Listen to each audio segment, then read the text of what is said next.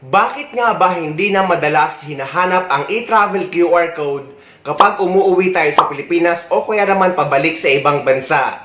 Dahil guys, napakarami pa rin OFW ang naguguluhan at nalilito kung kailangan pa daw ba talaga mag-register sa e-travel. So, pakinggan nyo ang sinabing ito ng taga-DICT na siyang gumawa ng e-travel system kung bakit nga ba hindi na ito hinahanap sa immigration.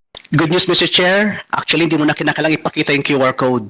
We're able to successfully integrate e-travel directly to the immigration system. Ibig sabihin po, pagka-scan pa lang ng passport, hindi na kinakailangang isa-isahin pa ho na mag-scan ng QR code, Mr. Chair. Another improvement po na nagawa ko natin po sa upgrade natin sa e-travel. So, malinaw guys na kapag scan pala ng inyong passport sa immigration ay makikita na kung meron kayong e-travel registration or wala.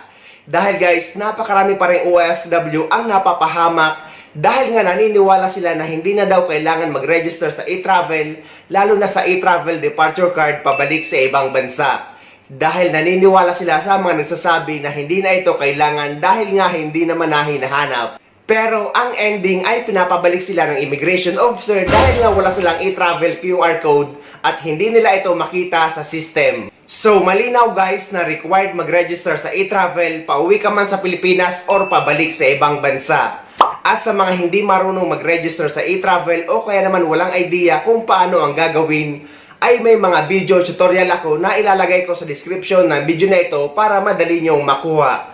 Dahil guys, yung iba kapag pauwi sa Pilipinas, nagtataka sila kung bakit daw blue QR code ang nakukuha nila. Dahil yan sa hindi sila nanonood ng aking mga tutorial.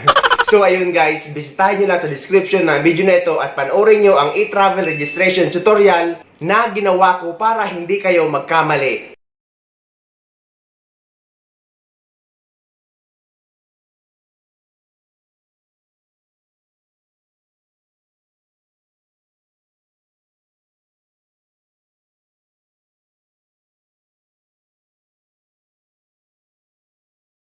So ayun guys, sana may nakuha kayong idea at sana nakatulong ang video na ito sa inyo. At sa mga hindi pa dyan nakasubscribe sa channel ko, please don't forget to subscribe my YouTube channel and please click the notification bell para lagi kayong updated sa mga upcoming videos na gagawin ko tungkol sa mga updates sa ating mga OFW. Mula dito sa Dubai, maraming salamat. See you next time.